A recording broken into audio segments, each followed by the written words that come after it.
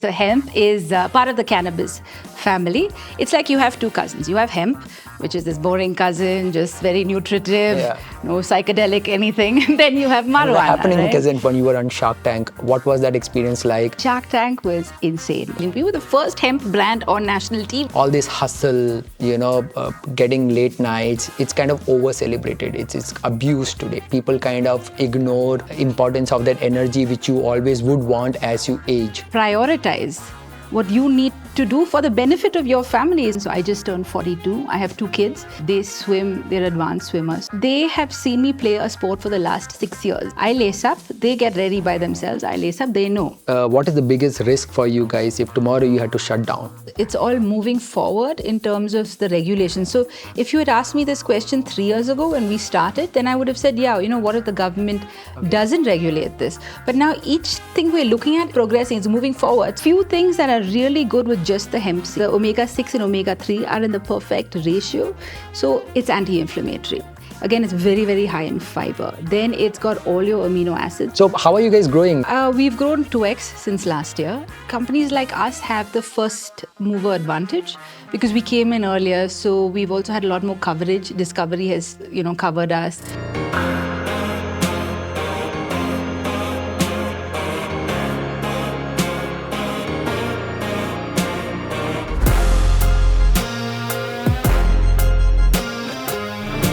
All right, welcome to yet another episode of Rainmatter Health podcast.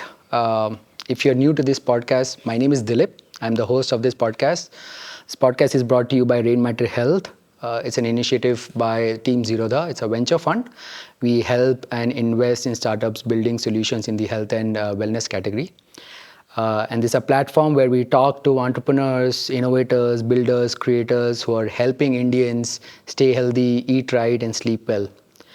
So I'm back with yet another exciting and enthusiastic founder. The founder today is Jayanti Bhattacharya. She's the co-founder of India Hemp Co. I'll have Jayanti give a quick intro about herself and then we'll quickly get into what she's building and what's exciting about what she's building. Jayanti? Hi, thank you, Dilip. So excited to be here. Really love what you guys do. And a quick intro about me is I'm Jayanti Bhattacharya. I'm based in Bangalore. I'm from Bangalore and we got into the hemp business 3 years ago. I work with my sister and we actually are deep into the health and wellness space. We make a lot of healthy hemp-based products for people and their pets. So we have two different verticals and we've been growing at a really great pace. So happy to be here today. So let's unpack everything what you do at the business and about you. Why don't we get started about you first? You're the co-founder. What's your background been and why hemp? So my background, again, Bangalore girl, born, brought up here. I studied abroad for a while. I studied marketing and advertising, came back, worked with Ogilvy and Mather. So I understood this space. And, slowly, I think we got to this point. My sister was also with KPMG, where she was doing risk analysis. Then she moved to study to Spain. And in 2017, this was really crazy because in 2017, overnight, she developed this condition that she almost lost mobility in her left side.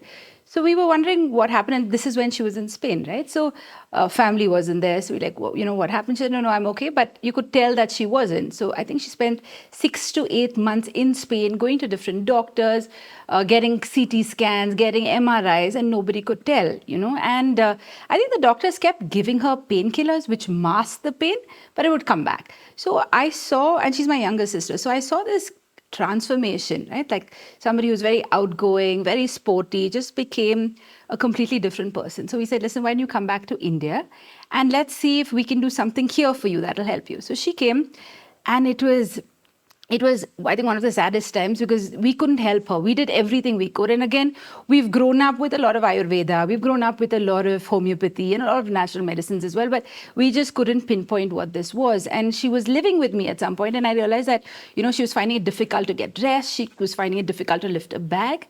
So then I think she also said, listen, I need to sort this out myself. So she went back to Spain, and then somebody introduced her to an extract of a hemp plant, which is CBD. And with CBD and physiotherapy, in 4 months, Dilip, she was okay. She was back to, swimming in the ocean, paddle boarding, all the things that she used to do. And I think we saw this transformation from somebody who was in constant pain, who changed as a person because of the pain, now bounce back to a regular life with no side effects. So that gave us this whole idea, as I said. And, she's also very logical and very inquisitive. So she kept going back. She's like, what was in it? How did it help me? How is it plant-based?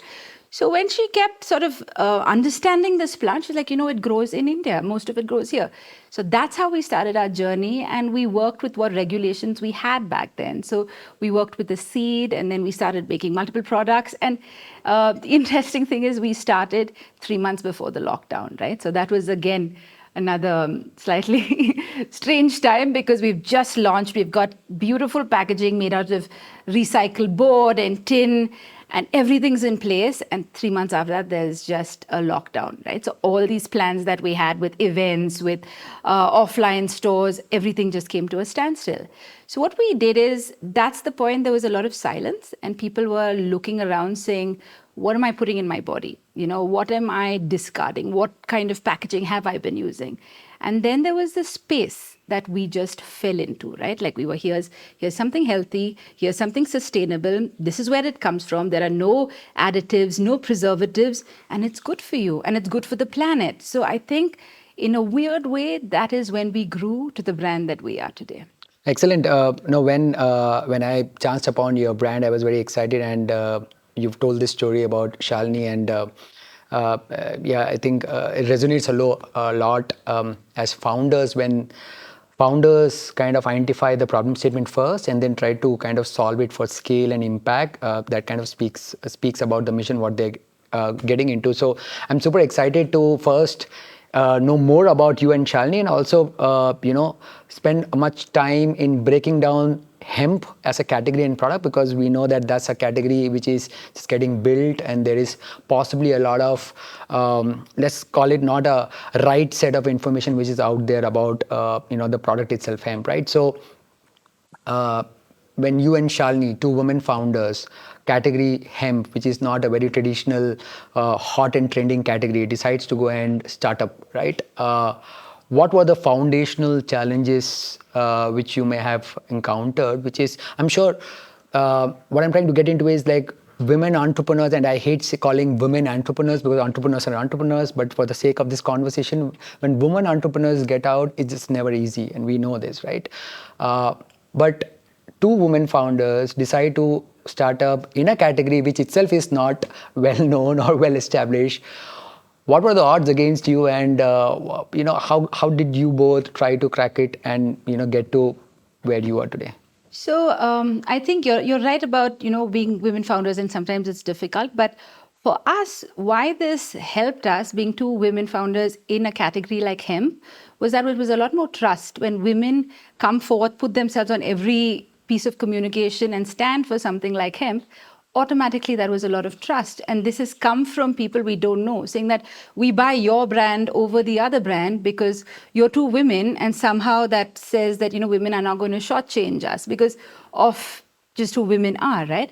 But I think initially it was difficult, because we were trying to build this business from the south, and a lot of the product was in the north, and language was something I struggled with Hindi, so it was a little difficult with that. And I think also, to be taken seriously as a woman founder, sometimes we had to do things like do a upfront 100% payment just to make sure that they sent out our product when it was supposed to be sent out. We've had to do a lot of these things, especially when it comes to paying on time, paying in advance, making sure we don't slip up with anything, and not have any credit with anybody, right? To just build who we are as founders and build a value system around that. So I think doing all that, and also one of the biggest things that happened to us, Dilip, around the time was, this is just during the lockdown, the first lockdown, 11,500 people applied to IIM, had this course it was a WSP3 course. And I remember somebody saying, hey, I think you guys should apply. And I said, I don't have bandwidth. We've just launched this company and it's a lockdown. Where's the bandwidth? They were like, just apply. And long story short, we were one of the top 5 companies. Wow. So we've been with IIM. for 3 years now. We've done 3 courses with them. We know everybody in and out. I also go back as a speaker now to IM. But I think what also helped us to have an institution like IM back us, right? Like when you have that founding of an educational institute, we also work with ICAR, that's the Indian Council of Agricultural Research. So we took the academic route to say that, yes, we are validated as founders, as people, because we've got the right mentors.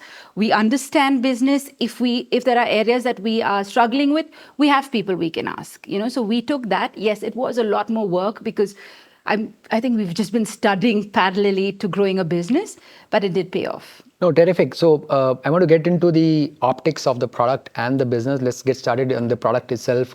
I want you to give the most laymanish download of what hemp is in general, and how do you build products, which is nutritional products from that certain plant. So very laymanish breakdown to what hemp is. Okay, so I think everyone here has actually probably seen hemp if you've gone up to the Himalayas, if you've ridden up to Ladakh on a bike from Manali, things like that, because hemp are these tall, they go up to like 4 feet, 5 feet, they're really tall, lanky plants, Often it's mistaken for its cousin, but that is what hemp is. And which is that cousin? Okay, so let me break this down. So hemp is part of the cannabis family. Yeah. It's like you have two cousins. You have hemp, which is this boring cousin, just very nutritive, no psychedelic anything. And then you have marijuana. And the happening cousin. Yeah, and you have the happening cousin at all the parties. So we've got the boring cousin to work with. But the boring cousin comes with a lot of benefits, comes with, is the plant we chose to work with. So there was a lot of misconception, to be very honest, because of the similarity in the plants, because the way they look, so a lot of people thought, oh, hemp is weed. And actually, Dilip, if you go back, hemp has actually been part of our culture for over 5,000 years. It's part of our Atharva Veda, it's part of our Rig Veda. It's one of the 5 sacred plants that's mentioned in our Vedas, right? So if you look back, hemp has been part of Indian culture forever. It's just now that because the US has repackaged it, we're like, yes, hemp, now again. So just to take you back, it's been part of our culture. In 1980s, the US had this blanket ban, on marijuana. And again, it was for very political reasons. It wasn't just, we think that people are smoking up and, people are not being productive. It was very politically driven. And though India didn't sign that treaty because they knew that, it is part of our culture as well, they adopted the same thing, the same act, which didn't make sense at that point, right? So there was this blanket ban on cannabis, and hemp unfortunately fell right under it. So then there was just a stop to any products that were made from hemp, So then I think now, because in the last, the US, Europe, everyone has now realized the benefits of it, and now it's coming back. So what is hemp? Hemp is a part of the cannabis family, and there's something called THC in hemp. So when you're THC, that is the psychoactive compound, right? If it is less than 0.3%, that plant is considered a hemp plant. If it is more than that, that is usually that marijuana goes up to 25, 28, that is marijuana. So that is the main difference, is the percentage of THC in the plant. Great. So now we have the laymanish breakdown. How do you take that natural form, which is a plant, and then bring and build products, what you guys are building right now? So again, just to give everybody an overall perspective, the hemp plant has 25,000 different uses. You can use it for fuel. You can use it for, fiber. People use it to make paper. Now you have alternatives to plastics. But what we do is we just take the seed, right? The seed, because it's regulated by FSSAI. So we take the seed, and we've got so many. I'm sorry, products. just to kind of make sure we get the acronyms right. So FSSAI is the Food Security Safety Association of India, which is a regulator which tells everyone that, look, this is regulated and therefore this is safe for you to consume. Yes. Right. So just to say this again, in 15th November, in 2021 is when the FSSAI regulated hemp as a food source, which means hemp is legal, which means hemp seed can be used like any other seed. It can be used like a flaxseed, like a mustard, like coriander. It is now an ingredient, right? Recognized by the government of India. So using that, we actually we actually innovated a lot with it. It's very simple also to use. When you take the hemp seed and you cold press the oil, now the oil is really good for your skin. It's really good for people with skin diseases as well. It's good for your hair. At the same time, it's very good if you ingest it. It's anti-inflammatory. So that's the oil. Now, once you use the oil, what's left of that is the cake, the hemp cake, which is very high in fiber. So we dry that down, we powder it further, and that's your hemp flour or your hemp protein. The hemp protein again has 37 grams of protein. It's a complete plant protein for every 100 grams of serving. So it's very, very high in protein, So that's the plant protein that we work with. And right now we are innovating multiple products in that area.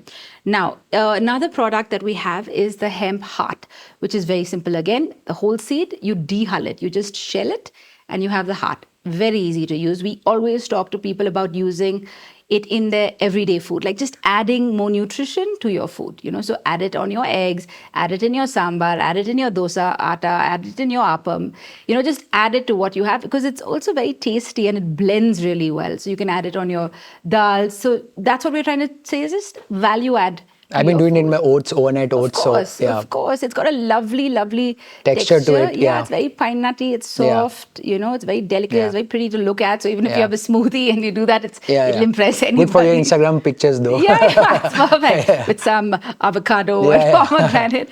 And the third thing, the other product that we have is a trail mix. So the trail mix was a very strategic product that we actually thought of because initially people were like, what is hemp? Will I get high, right? So we kept coming back to that. So we had familiar seeds like sunflower seeds, sesame seeds, black and white sesame, flax seeds. We just roasted up 6 different kinds of seeds, watermelon seeds, and then we added hemp. So we said, listen, why don't you try this?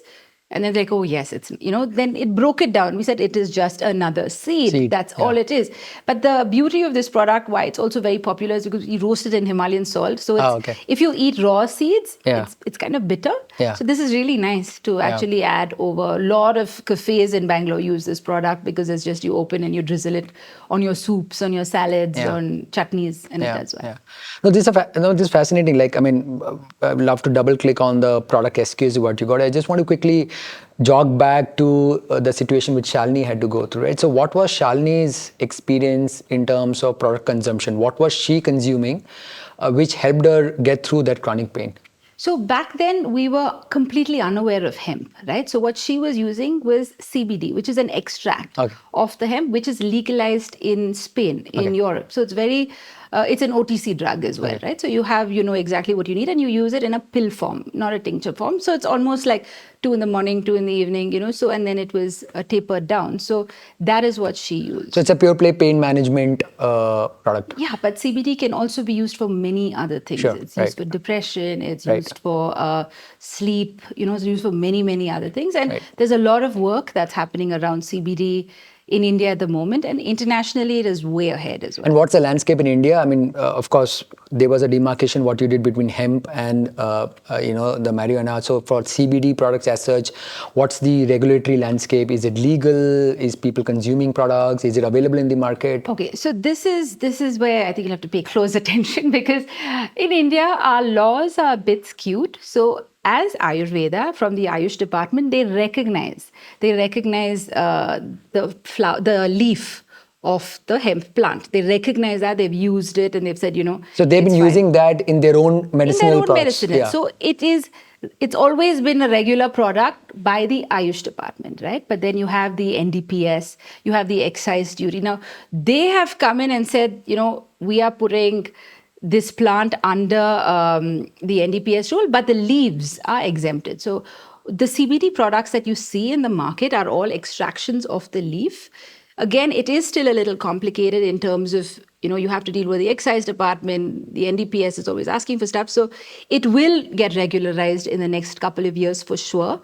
But it is a very effective product. And I think the beauty is that in India, we're seeing a lot of older people also using it, not just young people who have problems with sleep and depression.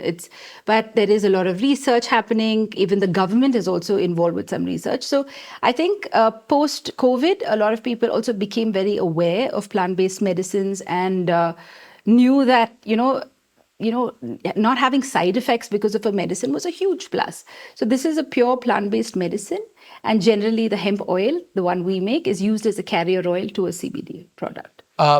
So you said you have a bunch of products, right? Oil, the protein powder, the seeds, and then the trail mix, right?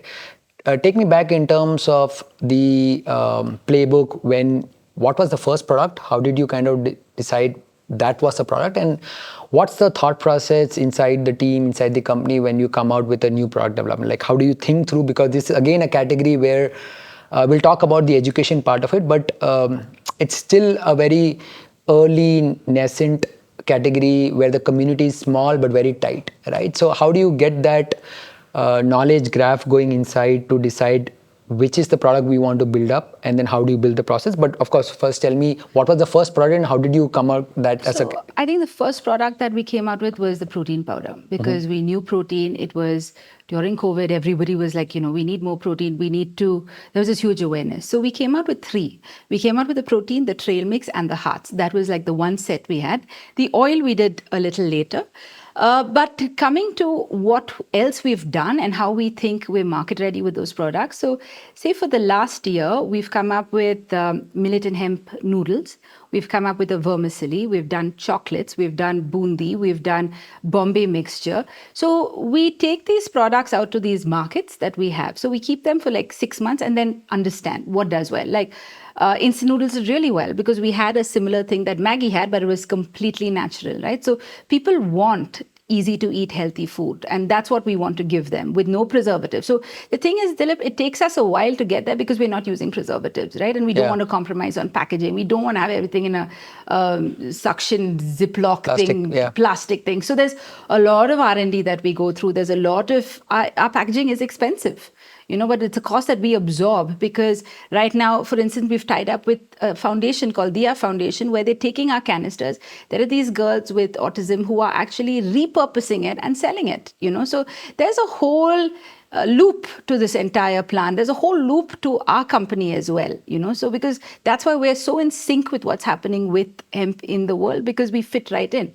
So those are the couple of projects that we looked at. Now, like I just mentioned, we're coming out with hemp and kombucha, because we said kombucha is excellent because you know about gut health, right? It's fermented. It's really, really good for your gut. Why is your gut important? Because your allergies, your immunity, your brain fog, everything comes from your gut, right?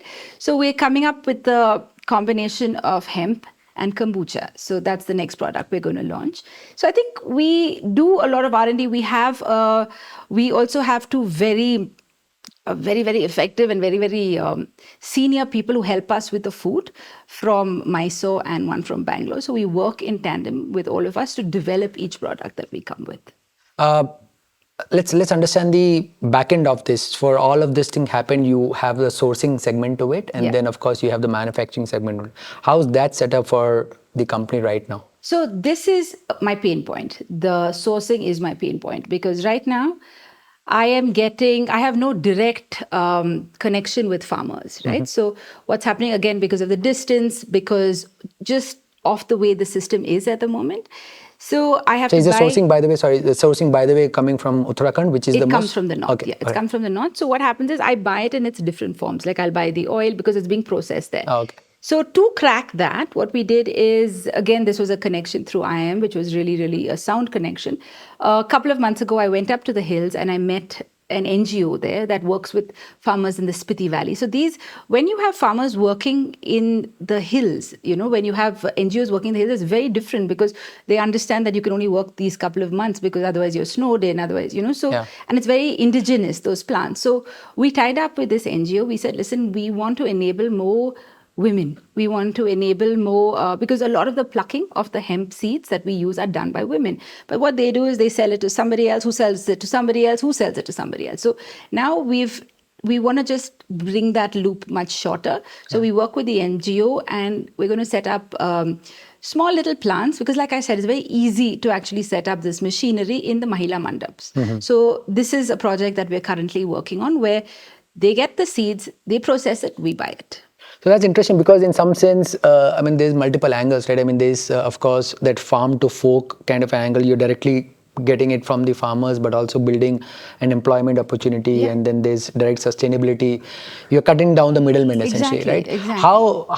How easy? I mean, easy problem, but how challenging it is, because it's not easy in a country like India where you can cut middlemen, right? And especially a space like this, which I'm sure there are government folks, and then of course there are these private folks who would try to control their entire spectrum. So how do you kind of swim through that challenges and directly go, and do you think that's sustainable? So I think it's sustainable because of the NGO that we've chosen to work with, because they've been in the north for around 8 years. So they understand this, and they work with sea buckthorn. Sea buckthorn is also very, very indigenous to Spiti Valley. So I feel that it's a brilliant fit because they understand how to work with the villagers, and they're already in. They're already in. They've already had had the villagers making stuff. They have a drying facility set up at very, very high altitude as well. So I think it's an easier thing for us to do than go through the government as well. But there's so much, like just this week there is so much work that's happening in the north. Somebody we know called Devin, he's an advocate. He's now part of a board in Uttarakhand with government officials. That's a big deal. Himachal Pradesh has also just announced that they're going to start looking into the cultivation of cannabis and medical cannabis. And so there's a lot of focus that's happening because they understand how profitable it is. And if you ask me, am I happy about it being so regulated? Yes, because India is a huge country, and the whole thing is the center allows each state to actually say, the way you want to cultivate hemp is up to you. They don't control it. So each state can actually make their own laws, but which is also a good thing. So when you have one state, then you have another state. It's like a little domino effect. People understand that, okay, listen, this is the benefit the farmer gets, because the farmer can sell the seeds, sell the stalk. Every part of the hemp plant can be used. Like I said, 25,000 different uses. As well as this plant is really good to grow between crop cycles, because it regenerates the soil, and it's got very deep roots in. So it regenerates the soil. And it grows really fast. Like the whole plant grows in 4 months. So just think, between crops, you're just growing this, using every part of it, and then putting in what you regularly grow and then growing it again. So is Uttarakhand I would assume the most prominent sourcing destination? So why is it only centered in Uttarakhand? Is it because climatic conditions, or it can be grown elsewhere also? It can be grown elsewhere. Like Karnataka is actually lobbying, and then we've got people in Hyderabad who are also trying to get AP to get people to grow, get farmers to grow.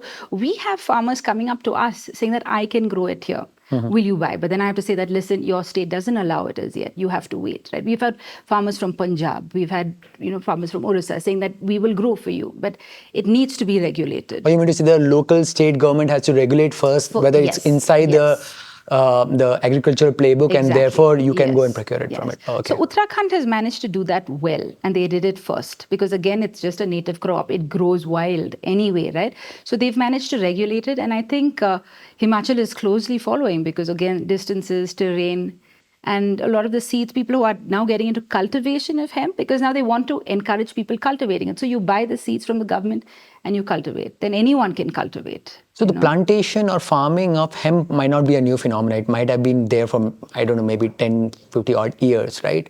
What was the real utility of this farming so far? I mean, I would assume as a category, hemp in terms of consumables is not very old. It's probably like few years now. So till that moment, where was all this farming be consumed for? So again, it's grown wild. So if you talk to people who live like the Pahadi, right? If you talk to the people who live in Uttarakhand, live in the hills, they'll tell you that they've used hemp in their chutneys forever because because they need that kind of protein to walk. What are those terrains they're walking on, right? So they've used it forever. They use the stalk to tie their cattle and stuff. So they've used it. They didn't stop when the government was like, there is a blanket ban on hemp. Like, this is our natural native plant. We're going to use it. So we've actually recreated a lot of those recipes. We have a girl from Uttarakhand who said, I'm so happy to see this here being packaged and sold. And this is something they ate every single day in curries in different forms because of the nutritional content. I remember once, it's been 5-6 years, I was in a trek up north and I was fed I think it's one form of chutneys. They have a pickled Yes. format of, right? But most of the folks in the group thought that this will make them high, but that was They would have called but it bhang ki yeah, of course, chutney, yeah, right? but that Yeah. was a lack of awareness and education though. But it's very fascinating to see that how a very natural form of farming can potentially unlock a huge Yeah. opportunity, right? Absolutely. What's the landscape globally? Which country is possibly at top in terms of production and consumption, and where does India fit in this overall landscape? So I think if you look at China, the government, China is far, far ahead because China helps people. China tells people, here's the land, grow your hemp.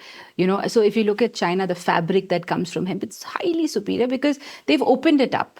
So I would say China also, because of the sheer size, is huge. Then again, if you look at different belts, of course, Canada was also one of the fastest adopters of hemp. It started growing. Both in terms of production and consumption. Yes, Oh, okay. yes, because they've got farmlands and Canada has the space, right? Australia, also really, really big. Europe, also, some parts of Europe, but now because of the Ukraine war, there's a lot being hit in terms of moving the hemp, So Europe is struggling a little bit because Latvia and all these places used to grow hemp as well. And if you look at Netherlands, we work with companies in Netherlands to be able to understand the future, to be understand development. So they are Sri Lanka as well. So there are 40 countries that have said, yes, we understand the space. Germany, right? Like you would think Germany is one of the most orthodox countries, but they're not. They see the vision and they roll with it. So for a lot of these countries, is the equilibrium between consumption and production managed internally, or is there an opportunity for exports? What's the landscape? So I think if you break it down, if you look at a company like, if you look at a country like Germany, right? What they've said is, see, we understand the space. Hemp, yes, nobody has an issue with hemp. Now we're talking about medical cannabis. We're talking about CBD and other things. So they're all not OTCs as yet. You need a prescription, but yes, they're like, we understand this. People who need it, people who have of epilepsy, all of that, it's against a prescription, right? So that is a good way to be able to control this. What the US did was, US was again told every state that they could have their own laws. That went a little over the top, because again with your hemp gummies and then it became very recreational. So what happens is, for us in India, we want to keep it in the medical space because we understand that it has medicinal values and it has very deep medicinal value. So once it becomes so recreational, then it's very difficult to control as well, right? Because then you have people just buying hemp gummies just to snack on it and things like that. So, even Thailand, even Thailand, when Thailand suddenly came out saying that, yes, everybody, now they're rethinking it because I don't think it went too wild, too fast. People are selling stuff on Amazon, so, and there are shops popping up all over. So I think Thailand is struggling a bit with curtailing it. So I think Germany did a really good job in terms of So actually, I wanted to double click on that, right? I mean, considering India, again, is just not one government. I mean, you have probably more than 30 odd governments, right? So every state would have their own individual capacity to kind of define the protocols of what has to be. How do you see this panning out in a country like India? Because some state government might say, yes, this is good. Some state government, like you said, could make it absolutely accessible, and therefore brands and manufacturers could take a highway approach to say that, okay, now we have gummies and lotions and juices and everything. So I think the way it's actually happening is each state government is controlling it in its that's own good or way. bad? I think it's good because if it was like a federal law, if you suddenly say, okay, the center gets to dictate, what happens when there's a change in government? What happens when somebody wants to increase their vote bank and suddenly says, no hemp anywhere? The whole country suffers, right? And India is about the numbers. So I think it's good that each state actually gets to make their own laws. And I think seeing more than one state actually benefit from it in a very controlled, regulated environment, it is bound to happen. It is definitely bound to happen. How large do you think currently the India market would be? Oh, we're very small. We're 0.1%. Oh, okay. Yeah, of the entire global market. Okay. In terms of revenues of hemp category, where would be in India? We're still very, very small. Okay. Very negligible. And we're not exporting. We are still. We're still growing because there's so much of so much of education that's required. But to be also very honest, Dilip, I think right now all of us have come together. That's the hemp companies in India, and different people are working on different levels. So some are working with the government. People like us are working with the education of the masses. Suppose, like I had the opportunity of being on a national platform, right, like Shark Tank, using national platforms to reach more people. So I think when you have some people working with doctors, some people, first it was Ayurvedic doctors, now it's MBBS doctors. So when you have people working with doctors, with patients, with governments, it's now happening. Now you can see that effect. It's like a ripple effect, right? Like everybody's being educated by the same group of people who believe that this is the plant of the future. How many companies would be there in India who are creating products around hemp? I would say close to 100 companies now. That's a very good sizable number for an industry which is not very old and growing market, right? Yeah. And these are all largely catering to the tier 1 audience, or their products or companies who are also into the tier 2, tier 3. I think tier 1, to be very honest, has that education because of mass media, because of the exposure, because of the millennials and things like that. So I think definitely it's more tier 1, and slowly it will be tier 2, because I can see if we can work with Kerala, with Ayurveda, right? If that happens, that's huge. That's a really big industry as well. But they might have been doing this for a long time, right? I mean, they might have been using this as an ingredient to the Yes, but overall nobody's product. talking about it, Yeah. Oh, right? okay. So Okay. when if Ayurvedics say that, listen, we're using it, because now we're meeting doctors who are saying yes, we're using it, but they're not really saying it on a platform because they don't want to push back, Okay. right? So it's there, it's part of their. So there's a 36 genuine herbs. medicinal Definitely, impact to it, but they're just not definitely. putting it out there. Yes. Yeah. Few things that are really good with just the hemp seed, right? Because there is a beautiful ratio. It's in the omega-6 and omega-3 are in the perfect ratio. So it's anti-inflammatory. Again, it's very, very high in fiber. Then it's got all your amino acids, which means, that protein is broken down for your body to absorb it. It's very high in magnesium. So if you actually look at the benefits of hemp, it's huge, right? So, but luckily for us, because we're in this space where it's regulated, where we can say, yes, this is a regulated product, so many benefits, let's make them easy to access. Let's create good products for people to live better lives. Because I think we're also looking at hemp as a preventive more than a curative. Because I think especially after COVID, people have become conscious about what they're putting in their body, what they're putting on their skin. So we're looking at building preventive products so that it doesn't have to go to a stage where it's only being used to cure things. Let's try and prevent it first. Is there any scientific evidence which kind of puts it out to say that whether this is good or equivalent to a typical alternative protein? Let's say you have whey protein and then you have other plant proteins. So is there any scientific evidence which say that hemp-based protein is as good as your other alternative proteins and giving you the similar gains? So if you look at hemp, it has two proteins. It's edestin and albumin, which our body also naturally has. So why hemp protein is probably, again, I might be a little biased, but no, sure, you have to better be. than soy protein, because it has this, right? So when you drink a hemp protein, your body just absorbs the protein because it's naturally occurring within our system as well.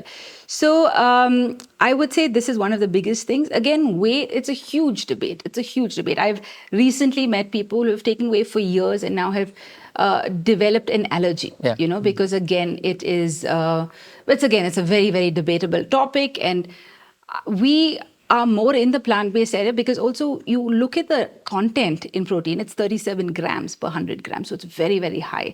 And again, your amino acids, your omegas, your magnesium, it has everything in it, So this to us is like a hero product, which is why we're using the protein to make other products. So that benefit can go through a lot more. And the current evolution of the hemp-based products, do you think, considering we also spoke of THC, it has to be less than a certain percentage.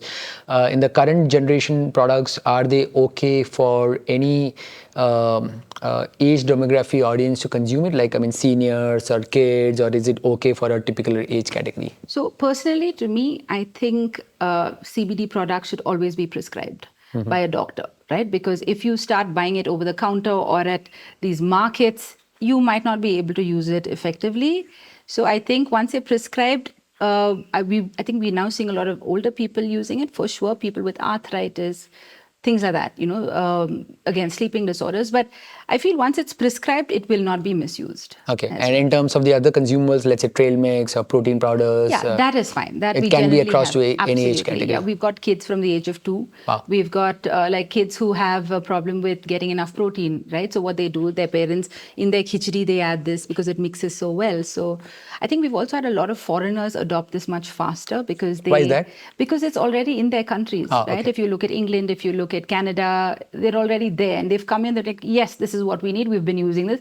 So there was zero education required. But for the Indians, we had to start from ground zero. So all our content is also made about using it in Indian food, so. Yeah. So we'll get into the business side of it. Before we get there, I want you to kind of take a shot in demystifying what's out there about hemp, which is perhaps not the right, and probably take a minute to tell the audience just about the category and the product. Why should people seriously consider about making a switch to hemp-based products? Again, I think the biggest thing that's out there is, will I get high, right? So this is, again, you are not going to get we've high. got the boring cousin, right? We've got the studious cousin. So no, you won't get high. Again, why won't you get high? Because the THC is very, very little. It's less than 0.3%. That is the biggest misconception. Otherwise, I don't think there's anything else that's going around apart from this, will I get high, right? Because that is, so now we actually say it on our boxes, on our stickers. If you look at the canisters, we say, hemp won't get you high, it gets you healthy, because we've just said it so many times, but this But healthy is the new high, so. I'm with you on that. So you net, you are still high. Yeah, so I feel like, and I think what's happening is to be able to, we're also now working with a lot of athletes, right? A lot of people like Shweta Subaya who are Nike representatives, and I play football as well. So suddenly understanding that community and seeing them adopt hemp is amazing because they're so well informed of the different kinds of proteins that are available that it's just been so wonderful to see them switch to hemp protein powder. Tell me that side of about you, the football side of you. What got you to sports?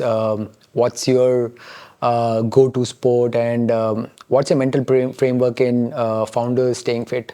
I was wondering when you'd get to this. This is my favorite segment. So just to take you back, I grew up in Bangalore, and I was in a school where we were offered 2 sports. We were offered basketball or throwball, right? And I was bad at both. And we had all these girls from Coorg, all the Kodvatis, who just won every competition. So then I just graduated to music. I just said, okay, let me be in the band. I don't have to embarrass myself. And then I think as a family, I've always seen my parents very active. They would walk in the morning, and we lived opposite the Veterinary Institute, that's in Hebbal. That's the UAS campus. So it's beautiful. We always had a beautiful place to walk. So it was always we were very active. Sporty, I can't say I ever played a team sport back then. Then 7 years ago, this group of women, and this happened so wonderfully. We were all sitting down at dinner, and there was this girl who just kept eating her food. And I was like, who is this girl, And she happened to be Tanvi Hans. She used to play for the Tottenham club. So one of our friends was like, Tanvi, will you teach us? She was so focused on her food because she had just finished training, okay? And she said, will you teach us football? And she was like, yeah, okay. I mean, if you guys want to come. So what started was a motley crew of 15 women. We still have that picture. We didn't know what to wear, right? Some of us are in tights, some in shorts, some in basketball shorts, just a mess of us. And that community has now grown to 5,000 people, right? Wow. And it's across Bombay and Bangalore. So that is how I was introduced to football.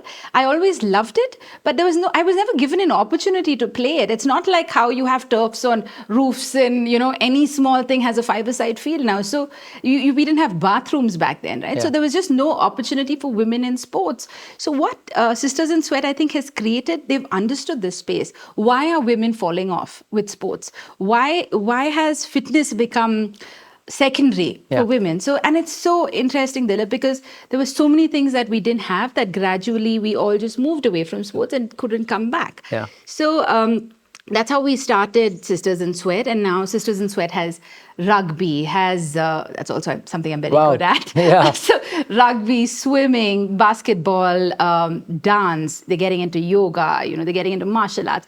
So it's got badminton. Badminton is India's favorite sport, Of right? course, So they've got all this that's happening. And I feel it's a great time for women to actually get back into sports, because I think another thing that's very important is community and communication. So that's sort of interlinked, because you can be in a room with hundreds of people every day. You can be focused on your fitness journey, but if you aren't connecting with people, if you don't have a sense of community, it's not going to help your overall well-being, right? You're still not going to be, it's that one facet is always going to be missing. So I think, to me, what sports did was give me that sense of community, that sense of communication, that sense of belonging, right? And after that, we've now grown. We have our own club at the moment, and we've just signed up for B division. So I play football twice a week, and it's also really nice because now we play with a lot of underprivileged kids. So we see a lot of young girls, and we say, listen, we're post 40. Come on, if we can make it, you can be on time. We try and push them, try and guide them, try and mentor them in whatever ways. Of course, they're much faster and they kill us every game, but it's nice to be able to play in the same space and also inspire a younger generation. No, I love the mojo. I also love the name Sister in Sweat. I mean, there's an absolute, kind of a vision out there to say that why you're doing this. And also, I think to touch the previous point, I think India culturally has been plagued with this. Thinking that sport has been an extracurricular activity, so it is extra, it is not primary. Exactly. Right. Exactly. So all through our school and college, it has always been education first, and if you get time, possibly do an sporting activity which is an extracurricular activity. But during your 9th and 10th, you can't do anything. You just have to study. Right. That's so how we look there at are these milestones where someone has to kind of decide whether sport, and sadly, sport is not a professional pursuit for a lot of people, because you don't end up, or rather you're not celebrated as an approach to build your identity or your life out there, right? So I mean, but I see a lot of changes, both in terms of the user mindset, but also there are a lot of brands and a lot of companies which are building up interesting platforms which allows people to go out and build that identity. So for sure, I'm super pumped to see there's a community out there. I'm going to check them out. I wanted to ask, but it doesn't make sense now to ask what's your benefit, because you've kind of spoken about what the benefit is. I think more than community, communications, belonging, it's such a high, and it's such an addiction, right? You're a runner, you understand this, that if I miss a workout, so I do 3 days of strength, 2 days of football. If I miss a workout, I'm a different person because I haven't had my fix, Absolutely. Absolutely. And it's just very, very inspiring, I think, because you start your day. So no matter what happens, I lace up. I'm up at 5 o'clock. I lace up. I'm out of the house by 6. And I'm back by 7:38. So my entire family hasn't been woken up on some days, especially during the summer holidays and stuff. But I'm done, and I'm in a great mood. I'm a good person. My team has to deal with me bouncing off the walls, because the energy that you get, right? The morning, you get that sunlight, you get that communication, you're meeting like-minded people as well. So I feel huge advantage. And I feel like even the founders that I've met who play sports are so relatable, are so disciplined in so many ways. Because once you play a sport, the focus changes, right? You can't have too many late nights. You can't have... there is so much discipline because you're answerable to a team. Of course, No, I mean, you took away my question, because what I wanted to ask you kind of answered. I mean, no, I'm absolutely with you, because sport kind of builds that hidden identity of yours. It kind of uncovers that other side of yours which you wouldn't have known unless you play a sport. And like you said, I'm a runner, and I got into running purely as a form of fitness, but now that's my identity, because that anchors my fitness, because I want to run. And like you said, your strength and conditioning, your flexibility, your mobility is all anchored towards your game, which is football, right? And as you keep getting better, you of course will keep building a foundation of your fitness and health, right? So I think I have to put it out there and say, like, for me, women who play sport, they're superhuman, because it's just not easy. Also, we know the landscape, not just in India, but worldwide, women sports is not celebrated as much as it should be. I mean, that's a separate conversation altogether. But what I'm more, fascinated is this tangent between a founder and this athlete, for me, that's an hybrid athlete identity, right? So, of course, asking what the benefit doesn't make sense because you've spoken about it. What I want you to double click is essentially that framework, right?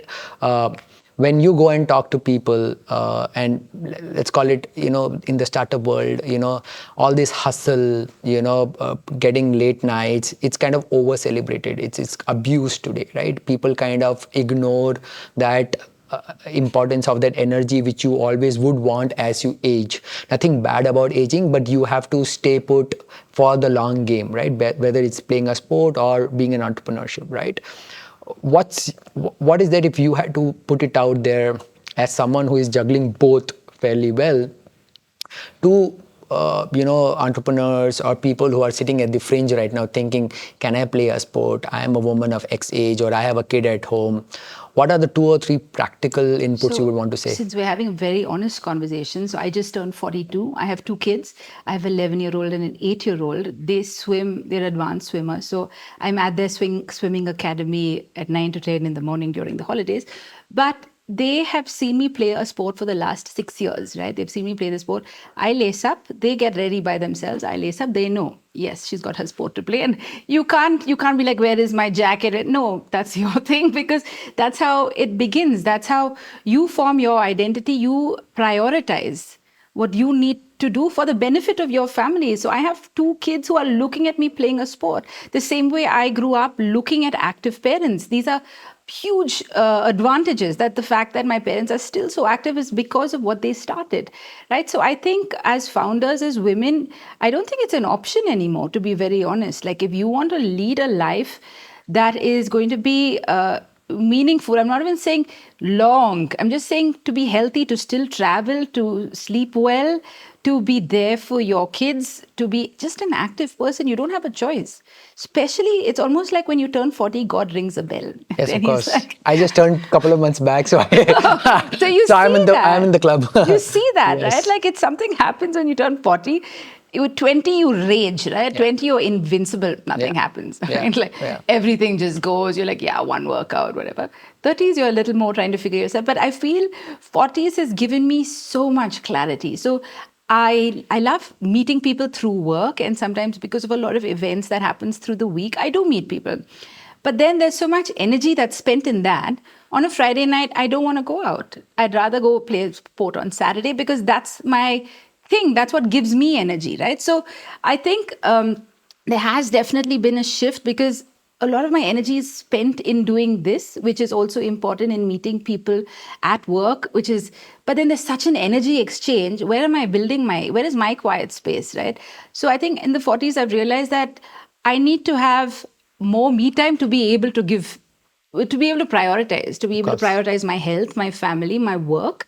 And it's worked well. So I don't feel like I'm missing out on anything, because I think we've done everything we could. But here, the joy of waking up, the joy of going to Cubbon Park. We have Cubbon Park, on a Sunday morning. Just the joy of just taking the kids for a swim. It's just a lot more, I feel it's a lot more rewarding, because sometimes on a Friday night or Saturday night, I'm not being stimulated as much. Of course. There's a lot of overstimulation during the week, that I need that downtime. I need that downtime to recharge, so that Monday will be a good Monday, and I don't want to cope, So actually, incidentally, I stopped drinking. That is one of the bigger things that happen when you're 40. And that I think the intrinsic rewards, what we talk about, I mean, look, it's not that people don't have athletic superpowers, but beyond an age category, you are not really doing to get to the podiums or go to the medal. You are essentially doing it for this intrinsic benefits what you get, because you look good, you are in shape. And what I mean by look good is you feel good all the time, right? And you are back in your 30s, or for some people your mid 20s, apparels, your jeans. I mean, there's a high into it, right? So, I mean, that can't be kind of seconded with anything else than kind of moving your body, so. But if I could add to that, Dilip, because I feel like more than looking good, it's your immunity, it's your moods. Because 40 is a difficult stage. Your kids are growing up, your parents are getting older, right? So it's responsibility-wise, there's a lot that's happening which you didn't have to deal with in your 20s. So there is this time where you have to refocus, realign, and say, where am I going with this? Yeah. Where do I want to be with this? Yeah. What am I doing with my work? Do I want to make a meaningful difference in what I'm doing? Because this is a business that I'm giving everything to, because I know this is my prime. I Sure. have that experience of other businesses, I have that. So I know I can do that. But at the same time, health wise, I need to be on top of my immunity. I can't not be, and it's all connected, right? Yeah. If you look at it, nutrition, sports, fitness, mental health, it's all connected. Yeah. I mean, life itself is an endurance sport, and on top of it, you're doing a startup or a business. It just takes, I mean, it consumes so much out of your energy. Yeah. And if you don't have a foundation to kind of help you steer through it, you are kind of, going to crack up very soon. No, I know. I mean, this has been exciting to kind of know you and what you're trying to build. I want to also get into the optics of the business. You touched upon you were on Shark Tank. What was that experience like? Did that open up the can of worms for you post that? Did you get any headwinds or tailwinds to the business? What was that experience like? So Shark Tank was insane. It was an insane experience because it happened again just between lockdowns, So it was also their first Shark Tank in India, Sony's. We were the first group, So it was a lot of learning everywhere. The Sony team is amazing. But I think in terms of being prepared for it, there was a lot of miscommunication. So we weren't fully ready. Like I went with the perfect IIM script saying, this is what IIM's approved. And they were like, no, it has to be in Hindi. So then I had to come back and I was like, but I don't speak Hindi. Like, this is Sony, this is a Hindi channel, this is national TV, you learn. So I used to we used to go to the production studio every day from 9 in the morning to 11 at night, right? Wow. And I used to find this fan and just keep repeating Hindi. So it was almost like this, how if you grew up in Bangalore, we had when we to study about the cow, right? It'll be like, Gai ka char pair hota hai, uska ek. That was my Shark Tank. So I was like, these are my points. And the sad part is Shani couldn't come down because Spain still hadn't opened its borders. So I did this by myself and but it was brilliant. I think the reach was brilliant. We were the first hemp brand on national TV. Yeah, people started knowing about hemp. Yes. Yeah. And then we could address all these misconceptions about will I get high, will I not, all of it on national TV. So did you have to say that aapko high nahi milega, something like that? You don't want to hear my Hindi, but yes, something like that. Yeah. So it was almost like I suddenly had this platform. And I was like, I have to use it as much as possible because we're not, as a hemp brand, we're not allowed to advertise on Instagram. Oh, okay. So we can advertise on Google, but not Instagram. So I was like, I have national TV for free, So how do I best use this? So it was really, really good in terms of the reach. I had people calling me from I can't even tell you, such remote towns, and they've seen it, and they were like, I also want to get in the business, or where can I get this, Wow. So it was amazing that we had this. At least I could communicate that, saying that these are the benefits of hemp, this is what hemp is. So I think that was a huge, huge benefit for the entire hemp industry, was to get a national platform like Shark Tank. So if you were to kind of evaluate to see where the needle moved, was it more in terms of consumer awareness, or was it on the supply side? That, I mean, which segment did move the needle more faster for you? Oh, I think there were two things to it. So suddenly this consumer segment was very, very happy that, yes, there is this, there's this, because of the education, right? Like, these are the products. We grew, I think, 260% overnight, right? And what happened was, this was also not a very nice thing that a hemp company did. They realized that all this was happening because this happened a month, like 2 weeks before, after the FACC, I think, had come out. So I shot on December 3rd. It was aired on Jan 15th. So one hemp company just bought all the hemp seeds. Like, they wanted to hoard it and drive the prices up. And that's exactly what happened, because there was an artificial demand for hemp. With Shark Tank and FSACI, there was a natural demand. Yes, it was going up. But then when you start hoarding seeds, you realize that it's not a clean way to play the game, right? You can't just hoard it and say, because now we're going to control it. So I think some companies died that couldn't buy the seeds, but I think we just really just wore our blinkers and said, no, this is our time. We have to see it through. So it was a very difficult phase for us, but we did see it through. So that's why also the main thing about working directly with farmers, to be able to have a solid control on our supply chain. Okay, so what's the size of the team right now? So we're a 13-member team, and after COVID, we really believe that people didn't have to come to work every day. So we've got people working remotely as well with us. And what core functions? I would assume you would need folks on the ground for the sourcing and on the supply side. So what the core functions? Okay, so we have our own factory in Hebbal. So we've got somebody handling operations from there. Then sales is a big thing for us. We have an online team from Delhi that helps us manage the wonderful world of Google, where you just keep giving money to Google and for your Google ads and stuff. And my sister does a lot of the creative work. She works with a team from Gurk who does a lot of the creativity that you see. We have a team that does all our video content, reels as well. So, and then of course accounts and CAs. All right. That's it. So it's a lean team, but it's a very efficient team. So right, and you were talking about there were over 100 companies, which are doing that. So is it too early to say they are market leaders, or everyone is trying to kind of create their own impressions? I think also what happens is companies like us have the first mover advantage because we came in earlier. So we've also had a lot more coverage. Discovery has, covered us as part of something that Amitabh Bachchan hosted. Then CNBC has covered us. So in terms of leaders, I think it takes a while to be to have that voice, to have that say. You need to repeatedly prove yourself in terms of innovation, in terms of products, in terms of the messages that you put out there. So I think with the 100 companies that come, some go, some pivot. So I can't say that many of them are going to become market leaders, but there are some very interesting companies working on hemp fuel, working on hemp paper. And because we have two large associations, one is PIMCHA and one is IIHA, we're in touch with everybody. So we know the work that's happening as well. So your choice is essentially to get into the nutritional side of it, the food side of it, right? Yes. How deep or how large do you think that market can become? And but before that, I want to kind of ask you one thing earlier, is that right now, what's your distribution channel, the sales channel? Is it only directly from your website, or are you available on the other grocery or e-com websites? Okay. So right now, 43% of our sales are online on our own Shopify on your website site. Okay. 42% are through other stores like Nature's Basket. We sell through Nature's Basket, Namdari's, similar stores right across India. 6% is through events that we do, because that's another thing we had to constantly do, is events to keep telling Education. people about it. Education, that's right. And then we also sell a fair amount from other sites as well, like Lucatino's wellness site, different wellness sites that we have.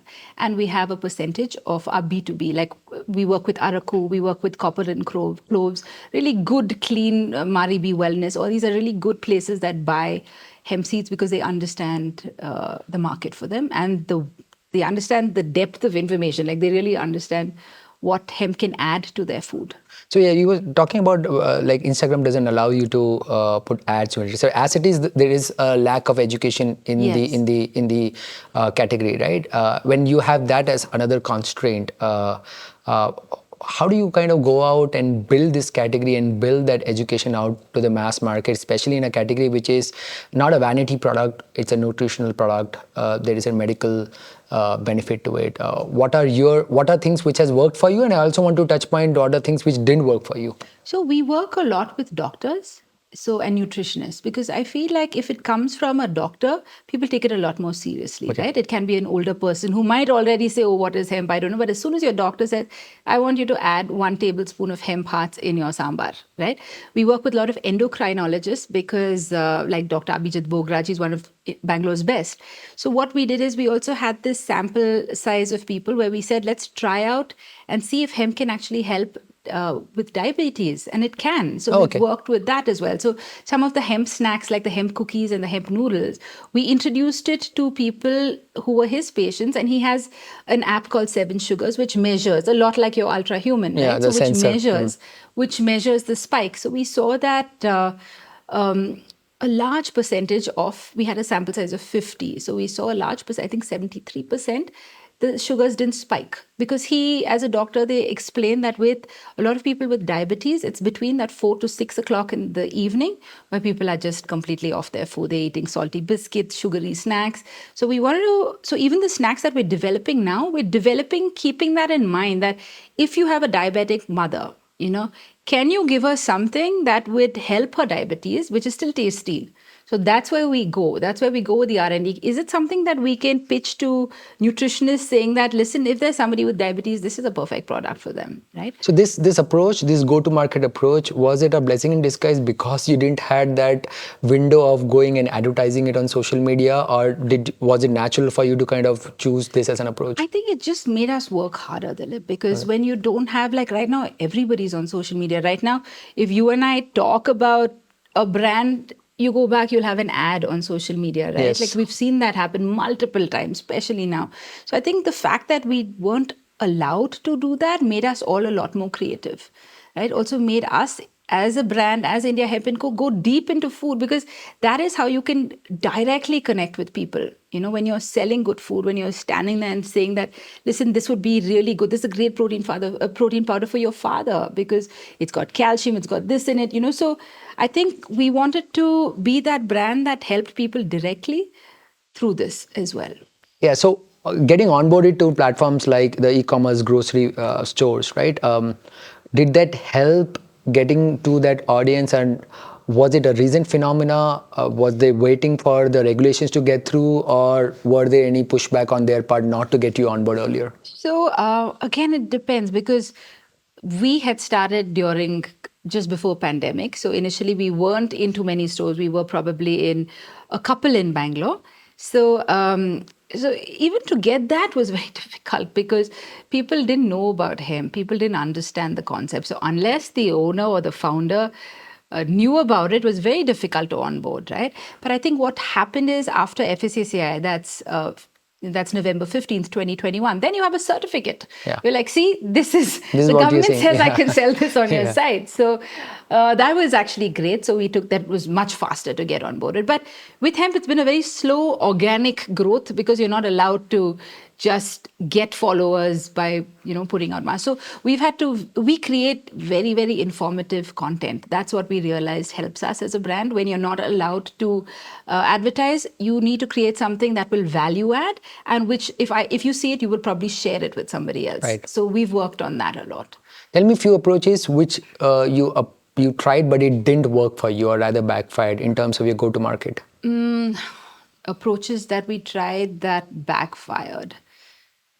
I think sometimes we still have a struggle with some of the bigger chains, because, when you get POs for like 3 lakhs, 4 lakhs, you're like, yes, this is great. But then what happens is, sometimes internally they're not that organized. So say a store in Whitefield might be doing really well, but the store in Indranagar is not doing really well. So they won't move things around. So suddenly you get products you have this RTV, which every single food company struggles with, which is a return to vendor. Suddenly they'll just say, listen, there's 2 lakh of your product that expired 6 months ago. So what do I do with that product, right? So it's up to the stores to be able to manage the product. Yes, we'll definitely send people your way. We'll put up stuff around it. But I think a lot of stores in India don't have that control over the products that are sitting on their shelves. In terms of marketing approach, since social media is one way how you can position it, were there any instances where you had to kind of rework on your messaging, which at onset you said that this doesn't seem to be working? So we have this constant thing with Google, but we've managed to crack it, because initially, even WhatsApp, we weren't allowed to, Oh, okay. message people because it's a hemp brand. But I think now Google we've managed. Google ads are also running smoothly. And I think now with a lot more exposure, people understand. So social media, I think even it's a matter of time for Instagram to let us Advertise, start right. advertising. But right now we also depend heavily on communities. So we're deep in the runners community. We're deep in the cyclist community. So people know us, especially people who are plant-based, the vegans, Yeah. right? So we try and be there a lot more, because once you're in a community, it's also a lot more organic, the growth, right? Where Yeah. you're value adding, where it's a lot more personal. So Yeah. I think we've really, really looked at the way we sell hemp very differently. Yeah, no, I think the Google AdWords kind of makes me feel that that's a confidence booster, because that also gives you a signal that people are actually searching for it. Yes. Right? Else, you can bid as many ads you want. If people are not clicking, it's just not used, right? Exactly. If people are searching for it, that means there is an upswing in terms of curiosity or the knowledge graph of people to kind of know more about what the product True. is, right? But at the same time, we are on page one for everything that you need. Yeah. But then at the same time, if people are searching, they need to be able to land on our site. So it gets that much more expensive right. as well. So it's a bit of a chicken and egg Yeah. situation, as a hemp brand, that's our main channel of advertising online. But Yeah. I think for us, the best way is through sessions like this, Yeah. where on Spotify somebody listens and then we can say, come to www, this is a plug, Yes. indiahempinco.com, or Yes. visit us at India Hemp and Co on Instagram. We'll where do a better people- job. We have to. Thank you. We'll give you a specific segment to actually make a better plug around that. No, we have to do that. I think what got us excited, what got me personally excited was, of course, one was the alternative protein side, because Yes. can't really say I struggle, but I've been looking to kind of fuel myself with alternative protein sources. But of course, the medicinal part of it, right? I mean, inflammation is something which or soreness and stiffness is something which I've been living for the past, several years, since the day Yeah. I've started pursuing running, and I've always wondered what I can augment my nutrition. And when I started reading about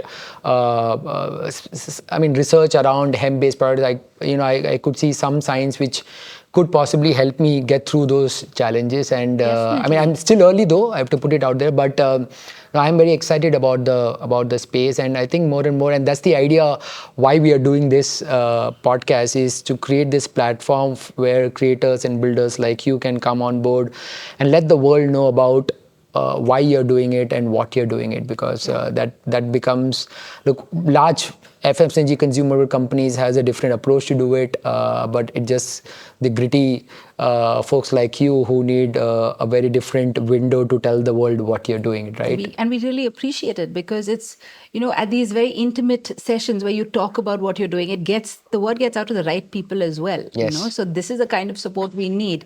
We're not getting it from an Instagram, but that's okay for us, at the moment, because I think we've just built good products. We've built a good brand. We believe in sustainability. So I feel like if we get a platform like this to be able to put it out there, why not? Fantastic. So how are you guys growing? So what's your month on month, year on year, what metrics do you guys track? So we've grown 2x since last year. And right now, I think what we're getting into is, again, getting deeper into the protein. We're getting 3 more flavors into the protein, getting into gut health a lot more, getting into instant foods as well. So that's a whole segment that's going to roll out right now. We're also looking at chocolates, because we did this in December and it got vegan chocolates. That's, you're not using any butter, you're not, using any gluten. So it did well, because we came out with 3 flavors. And I heard you ran out of stock pretty quickly.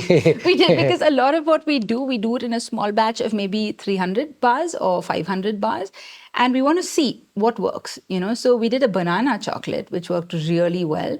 Again, I think, Dilip, with Indians, we want to be healthy, but we want familiar. Tasty. Familiar It should taste. sit well at the palate. Exactly. And sit like a party in our mouth, right? Yeah. So we want that. So I think with the banana and chocolate, it was very close to an Indian sweet almost. So it had that.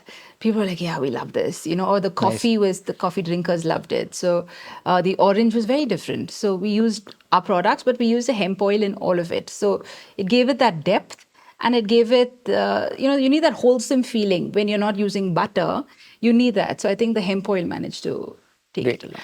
Tell me if, what is the biggest risk for you guys if tomorrow you had to shut down? What would be that biggest risk for you guys? So right now, shut down in the sense? Now, if the company doesn't work, let's say the product, the vision what you've got is to kind of build a hemp-based alternative nutritional segment.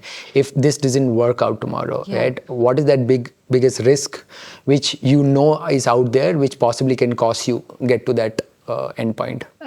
So I don't know. Right now, we're not looking at like that, because it's all moving forward in terms of the regulation. So if you had asked me this question 3 years ago when we started, then I would have said, yeah, what if the government doesn't regulate this? But now each thing we're looking at is a lot more So that's regulation that's progressing. happening. Yeah, Okay. it's progressing, it's moving forward. So I would say, how are we going to grow? What are we going to diversify? And we're not scared of being shut down anymore. I'm not scared of being raided anymore, because even if you look at the newspapers, it's in the papers every single day, right? Like in Economic Times, in every single newspaper you look at it, and we've also been extensively covered to be able to tell our story, to be able to put it out there. So I don't think we're looking at a risk of saying, what if something happens and we're shutting down? So I haven't thought of that at all. No, So, quite naturally. because I'm too passionate about. No, you have to. Of course, that makes sense. Yeah. In your team meetings, what do you weigh more, the consumer demand or the supply part? So I think our team meetings, we're very transparent as an organization. We are very open with what's happening, including funds, including if it's very tight 1 month. We're very, very open about sharing that information, because everybody's invested in this team. So I think everybody from our ops person to the creative people who work with us on a part-time basis, everybody is part of this. So everybody understands where we're at. So we always address, what are the pain points? What do you need help with? Flag us if something's going down. So it's very open, that there's nothing that only Shalini and I are discussing that the team doesn't know. The team knows about every single product development as well, the entire team. There's that much of trust. And I think everyone we've had has worked with us from the beginning. So we're just hoping that this team grows with us and we can value add to them at some point as well. So you guys have raised venture outside money earlier? No, we haven't. And you're raising now? We're hoping to, yes. How much are you planning to raise right now? So right now we're looking at raising 8 crores over 3 years, because we have a whole 5-year plan in action. But I think, so that's what we're looking at the moment. And in terms of unit economics, when do you think you would swing the unit economics more on a favorable side? To be honest, if we raise this year, it starts next year. Excellent. Yeah. No, I think this has been a fantastic conversation, Jayanti. For me, it has been also opening that landscape of knowledge graph on hemp, or also to know a first-hand experience on the product landscape. And when we met first time, I was pretty excited to see the stuff what you guys are building. Before we wrap up, there are a couple of things which I wanted to touch upon. You are in a unique position when I said in the beginning that A, you're a woman founder, B, in a category which is not very easy, it's a new category, right? So for folks out there who are thinking to start up, specifically women, specifically people who also want to kind of go out and exercise or move, they might be having kids at home, and I'm sure people listening, watching would be a homemaker or a mother of 1 or 2 sitting at office thinking through, okay, this lady can do 3, 4 things. What's that one thing which I can get started tomorrow, which would make my mental framework make me do that? How would you want to kind of put few inputs to them to say that, okay, these are the elements you should think about in gearing about what you want to do, whether it's pursuit of fitness, sport, entrepreneurship, or taking big challenges in entering a category which no one has done?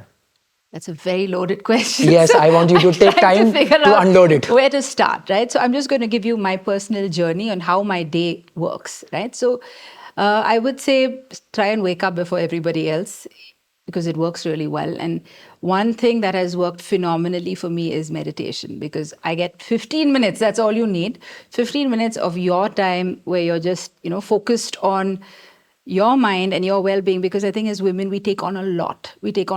So for us to get that quiet space during the day is really difficult. So if you can get that out of the way, you'll see that meditation value adds so much to your life, right? And it also is the time you create your own energy, which you will just keep expending through the day. So I would say that. I would say women, I feel sometimes being part of an individual sport is difficult, because I always want to be a runner. I look at everyone in the morning on the way to football saying, I'm going to do that. I need to run at least 5K, right? But it's just not happening. So, because I want to do a little more endurance. I'm too into an impact sport. We'll trade notes on football and running.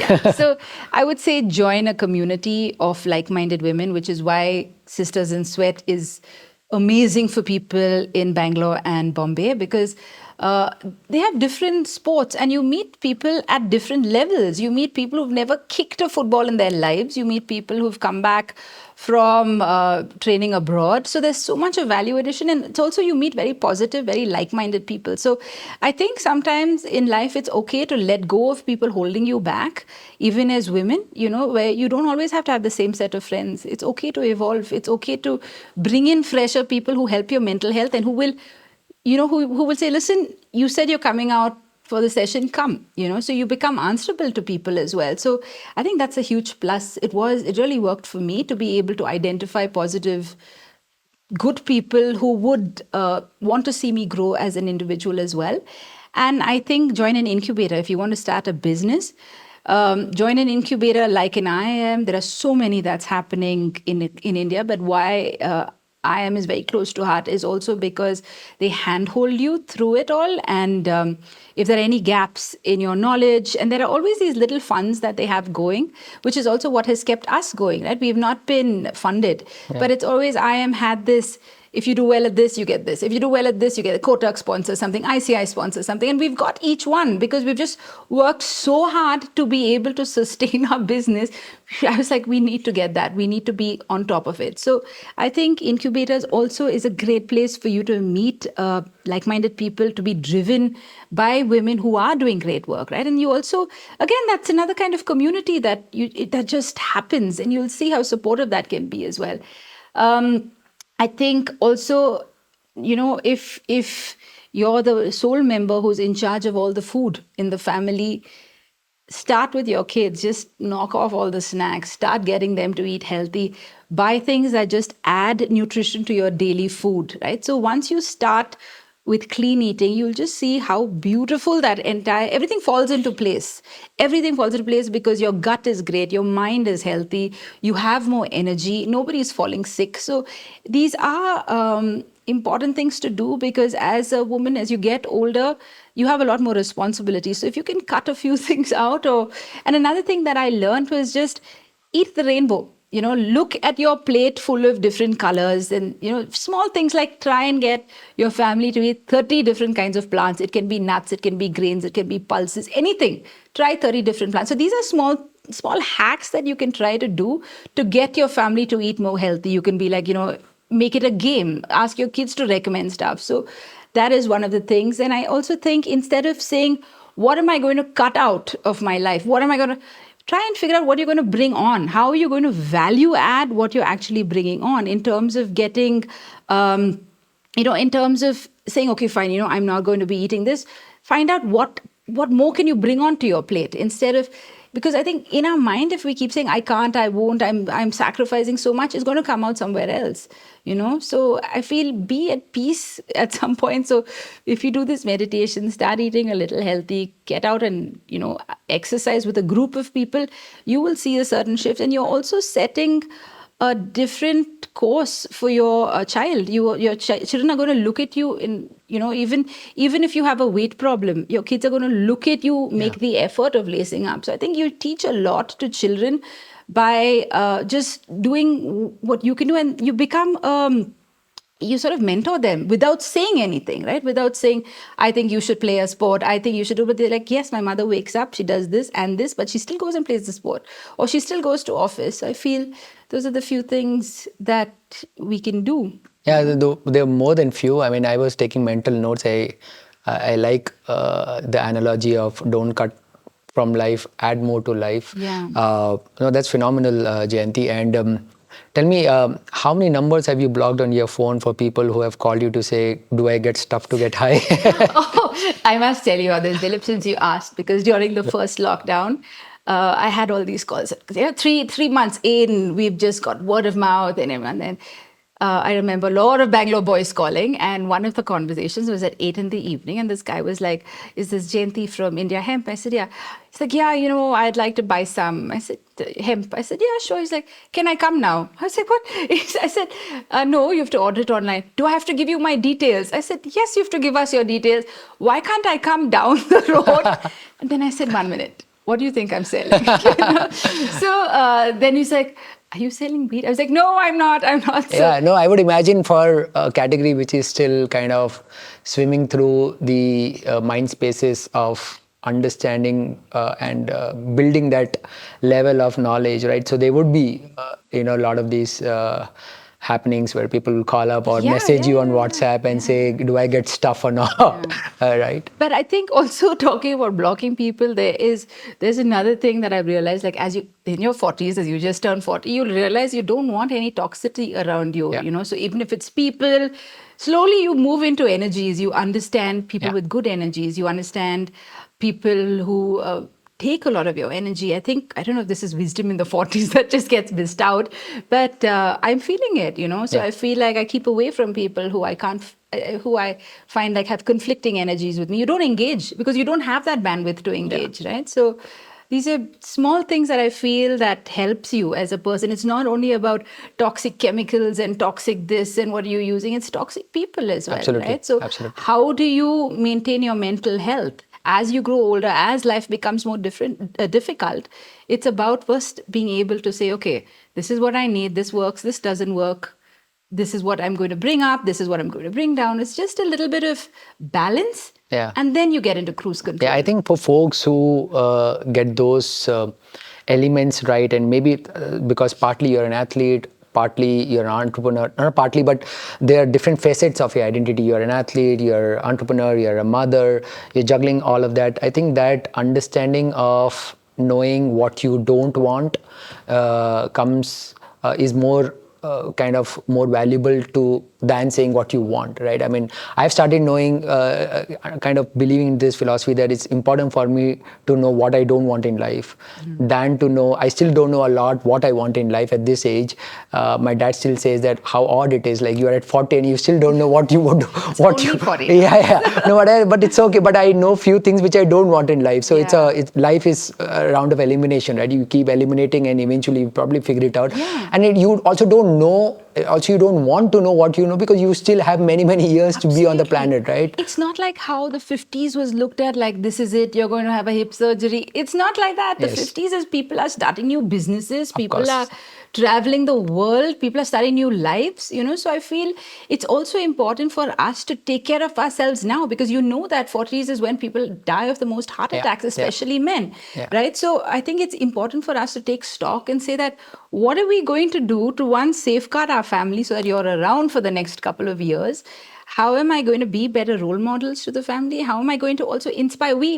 I mentor people as well, you know, because I feel that being able to check all these boxes has worked for me because I was mentored by other people. So it's sort of this pay it forward, right? Like when people who've helped me through difficult times, so I help people through difficult times. So you take a couple of people and you're like, okay, this is how it is. You be accessible to people, because it's not just you live in this bubble, Yes. right? And I feel that's also important, to be able to give back, not just keep taking and saying, okay, this is what I want to be in the next 5-10 years.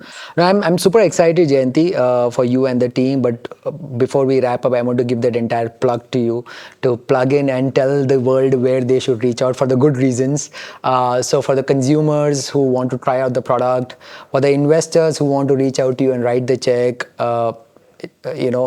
this is your time. Where would you direct them? Your social, anywhere you want them to come and check out the products and the work what they're doing, and how can they contact you? Sure.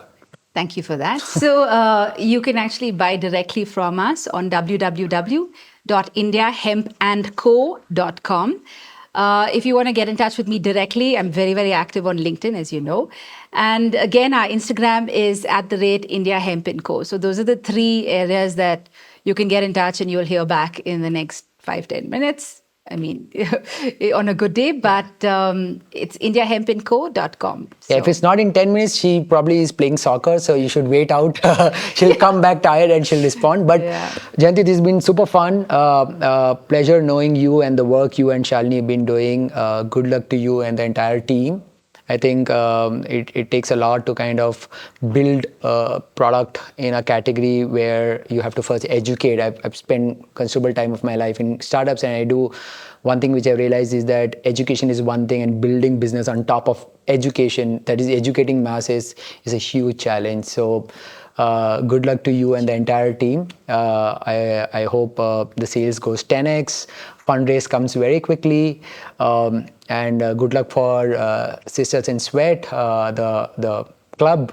And next time when we sit together, I will hope we will have a lot more stories to unpack. Sure. Thank you, Dilip. I must say that sessions like this go a very, very long way for us. So I really appreciate your time. I'm very thankful to Rainmatter Foundation as well as a foundation that's giving back and identifying people, identifying different areas that not everyone wants to get into because it's just, it's what everybody does. So I think it takes a lot of guts to be disruptive. And I'm very, very thankful that Rainmatter Foundation is in Bangalore and is disruptive and is just changing the whole landscape of so many different areas. So thank you for having me. It was a pleasure. Thank you, Jayanti. So that was Jayanti. Go check out India Hemp and Company's website, the products. Check out their Instagram website. Jayanti puts up cool pictures of her playing soccer on LinkedIn. So go and check out those. I hope you enjoyed this episode. So we do a lot of hard work in getting these exciting founders tell their stories and get to this platform. If you have any suggestions I should be talking to some particular founder, please reach out to me. You can reach me on LinkedIn, Twitter, or email. Once again, the podcast was brought to you by Rainmatter Health. If you're a founder who is building product and solutions in the health and wellness category, you need some support, investments, feel free to reach out to us. Feedback would go a lot in helping me improve in what I do. This is not a full-time job for me, but I'm trying my best to get better at it. But please do send some feedback. If you're watching this on YouTube, leave some comments, good or bad. Reach again to me in any of my social. I'm mostly active on LinkedIn and Twitter, so look forward. Thank you once again, and see you in the next episode.